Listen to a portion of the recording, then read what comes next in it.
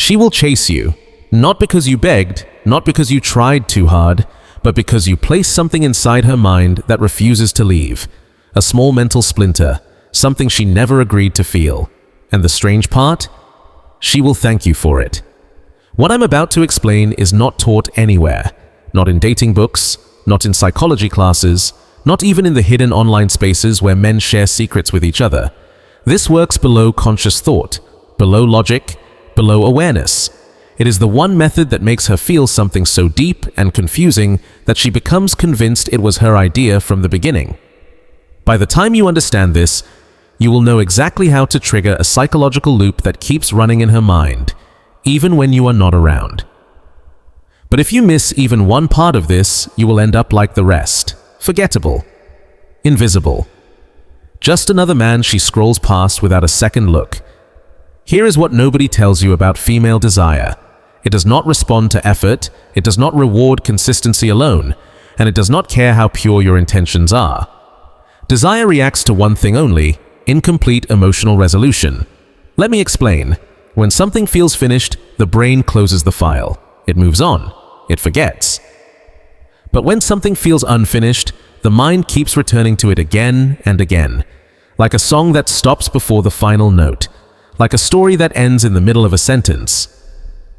The brain hates open loops. This is the Zeigarnik effect, used deliberately in attraction.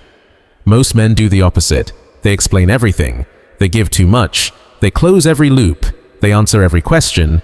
And by doing that, they make themselves mentally disposable. The most powerful move is not about what you give her. It is about what you almost give her, what you hint at, what you suggest, what you let her imagine. You leave something just out of reach.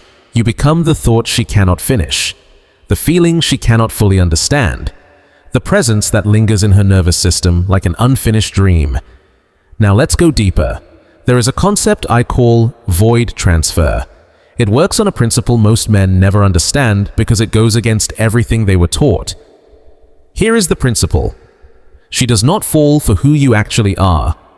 She falls for who she imagines you might be.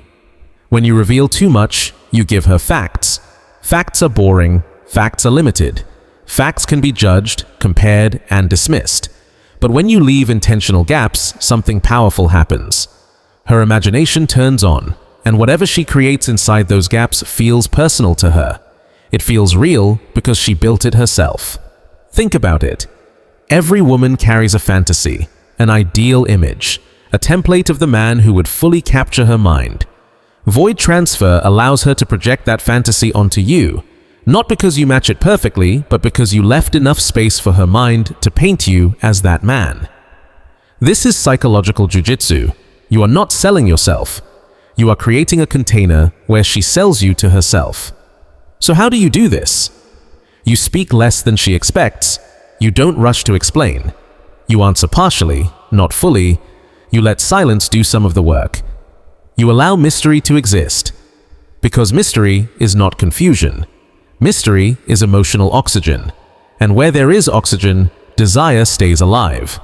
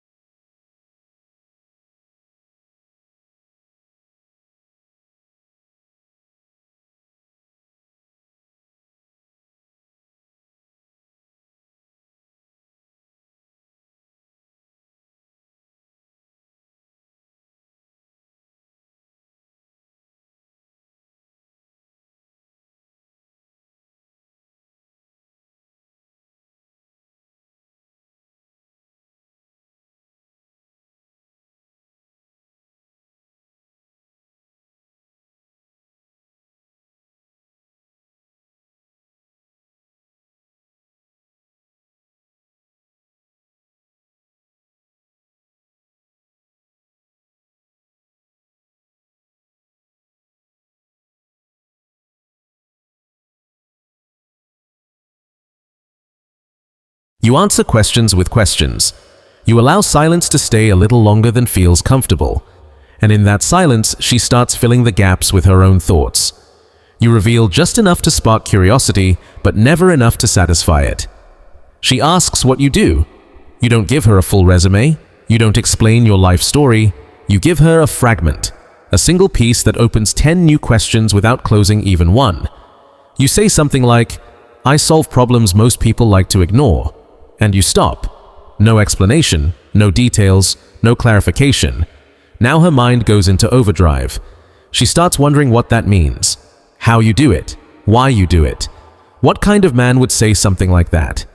And here is the real secret. Whatever she imagines will always be more powerful than anything you could have explained. Because imagination has no limits. Your words do. Now let's move to the second layer of this technique. I call it delayed revelation. This is where most men fail badly. When they feel attraction, they chase. When they want her, they show it immediately. When they feel interest, they rush to communicate it. This is emotional bankruptcy. Every time you reveal your desire before she is emotionally invested, you lose leverage. You give her certainty, and certainty kills desire. Desire needs tension. It needs unanswered questions. It needs her wondering, does he really want me? What is he thinking? Why isn't he reacting the way I expected? That uncertainty makes her replay conversations. It makes her analyze your tone, your pauses, your expressions. When you delay revelation, something powerful happens. You create emotional debt.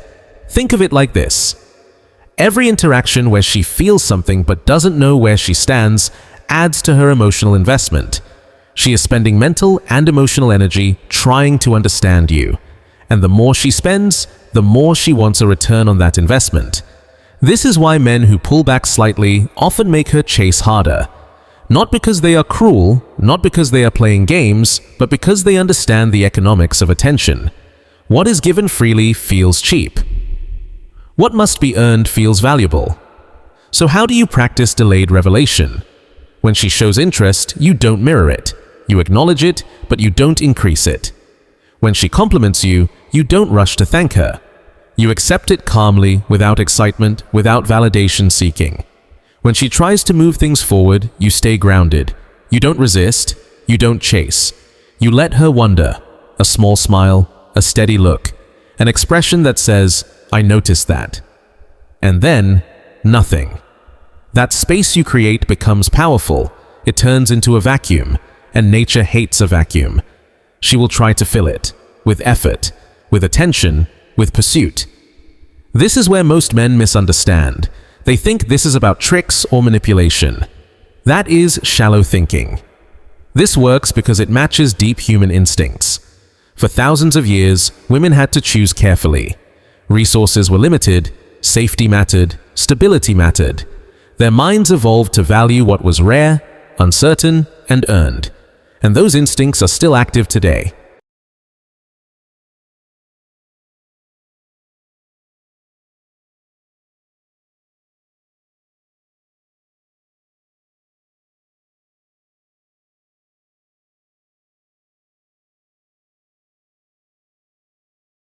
This instinct was essential. In the past, the wrong choice could mean death for her and her children. Because of that, the female brain developed a filtering system, a test. And the test is simple.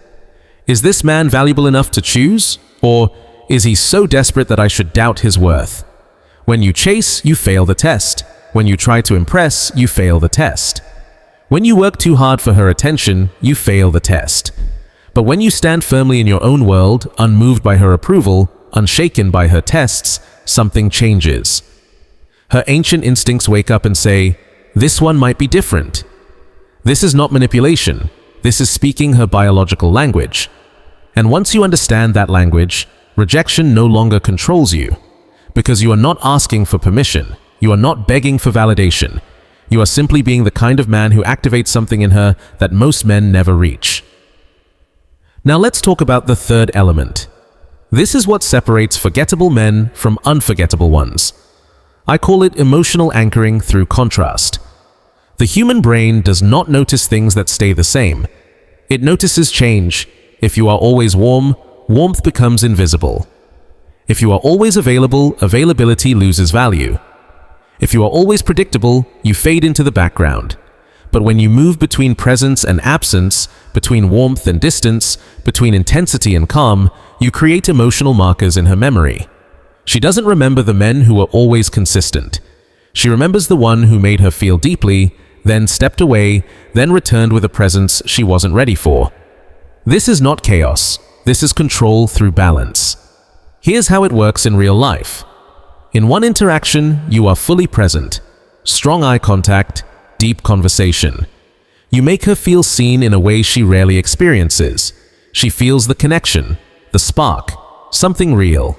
Then you go quiet. Not forever, not cruelly, just long enough for her to notice the absence. Long enough for her nervous system to feel the difference. When you return, you don't apologize. You don't explain. You simply show up again with the same grounded intensity. And now something shifts inside her. She has felt the high. She has felt the loss. Now she fears losing that feeling again. That fear is the hook. That is where obsession begins. Because attraction is not only about what you give, it is also about what you remove and then return. This back and forth creates strong mental patterns. A rise in dopamine, then a drop, then another rise. This is the same cycle that creates addiction. The same loop casinos use, the same mechanism behind compulsive behavior. You are not giving her a substance. You are becoming the stimulus. Let me tell you about a man I once observed. We'll call him Marcus. Marcus was not the tallest man in the room. He was not the richest. He was definitely not the loudest. But something happened when he entered a space. Women noticed him slowly, not instantly, like a quiet pull they didn't choose but couldn't ignore. I watched him once at a gathering. A woman approached.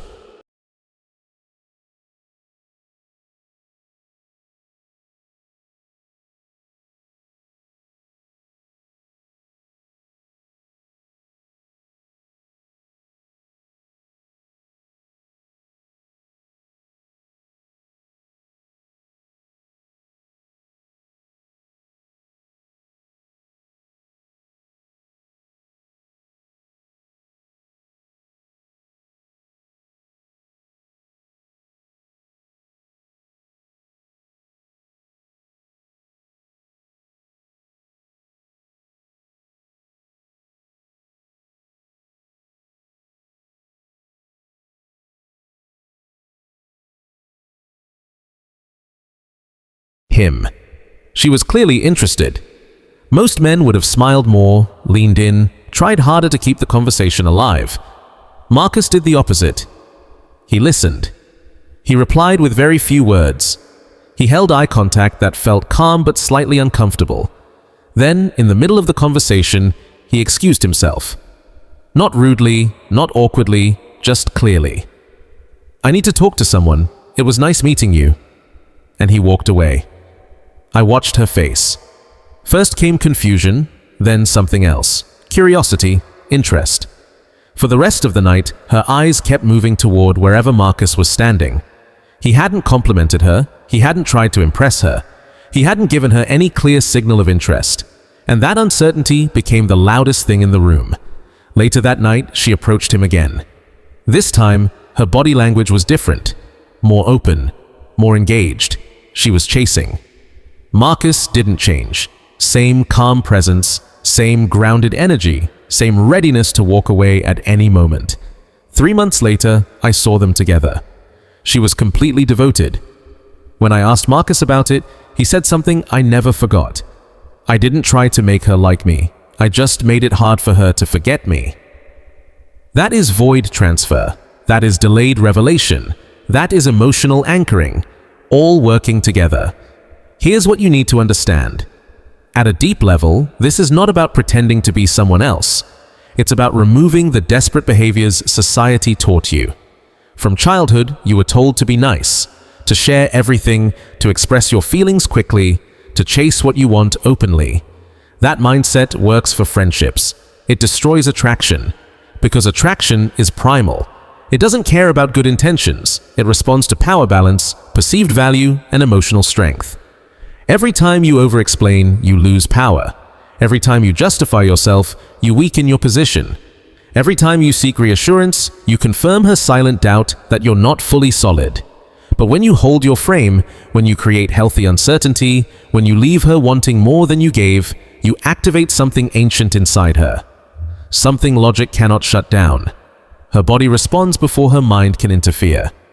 And that's the most dangerous part. She will feel something changing. She will sense that you are different. But by the time she understands why, she is already emotionally invested. Now, a warning. This only works if one thing is real. Abundance mindset. If you pretend to be detached while secretly craving her approval, she will feel it. Women are extremely sensitive to inconsistency. Their survival once depended on detecting it. So this is not a mask. It is a state of being. You must genuinely be willing to walk away. You must care more about your purpose than her validation. You must truly believe that her interest is a bonus, not a requirement. If you don't have that yet, build it first. Create a mission. Build a life that fulfills you without female attention. Become a man who doesn't need to perform because his presence already speaks. Only then does this technique reach full power. Because the goal is not to fool her. The goal is to become the kind of man who naturally creates these dynamics. A man whose presence feels different because it is different. Most men want the results without becoming the man who produces them. Now let's get practical. Next time an interaction is going well, do this. Leave before you want to. Not suddenly, not awkwardly. Leave before the conversation peaks. Before everything is said. Before she feels emotionally complete. End it on a high point. Let her want more. That wanting becomes a mental thread that stays connected to you even after you're gone. When she texts you, don't rush to reply, not as a tactic, but because your life is actually full. Her message should not be the center of your world. When you reply, be present, but brief. Engage, but don't explain everything. Leave some questions open. Let her feel there is always more beneath the surface. In person, get comfortable with silence. Most men rush to fill silence with nervous words. You don't. You let the silence breathe. And in that silence, her mind starts working. Let the silence stay. Let her be the one who talks to fill it. And in that silence, let your eye contact communicate what your words don't. She will feel the difference instantly. Because most men give her nothing to think about. You give her everything to wonder about. The psychology behind this is very simple and very powerful. The human brain focuses on unfinished things, open loops, unresolved tension. This is why you remember the person who disappeared more clearly than the one who gave you closure. Why rejection hurts longer than acceptance, completion brings calm. But calm is forgettable. What stays in the mind is the almost, the unanswered question, the thing that never fully ended. When you become that question in her mind, you take up mental space no other man can replace. She will think about you while she's working, while she's out with friends, while she's lying in bed at night, trying to understand why you affect her this way, and she won't be able to explain it. Because this reaction happens below conscious thought. It comes from a part of her brain that existed before logic, before language, before choice. That is the real power of this technique. It goes around her filters. It speaks directly to something ancient inside her, the part that responds to mystery, to strength, to a man who doesn't need her but might choose her. So here is the truth. This method doesn't fail because it isn't really a trick. It aligns with real psychology, with evolution, with how desire actually works beneath the stories people tell themselves. Most dating advice tells you to do more, say more, give more, show more. This is the opposite. Be less available, chase less, give less certainty, show less need, and in that space you create, her imagination will build something far stronger than anything you could explain directly. You won't need to convince her to want you, she will convince herself. That is the strongest form of attraction. Not because it's cruel, but because it's true. Now think about this. If you've been doing the opposite, chasing, explaining, trying too hard to be chosen, ask yourself honestly, is it working? And if you're ready to try something different, if you're ready to become the man who creates desire instead of asking for attention, then you already know the path. You've seen the map. Now, walk it. Stop filling every silence. Start letting her want more. Stop giving certainty. Start creating mystery. Stop performing. Start embodying. Because the woman you want is not looking for another man who tries too hard. She is waiting for the man who makes her try. Become that man. If something shifted inside you while reading this, that's not random. That's the beginning of a change that can completely alter your experience with women. Follow this path, not because anyone asks you to, but because you understand how rare this perspective is. And what comes next goes even deeper. The men who stay learn what the men who scroll past never will.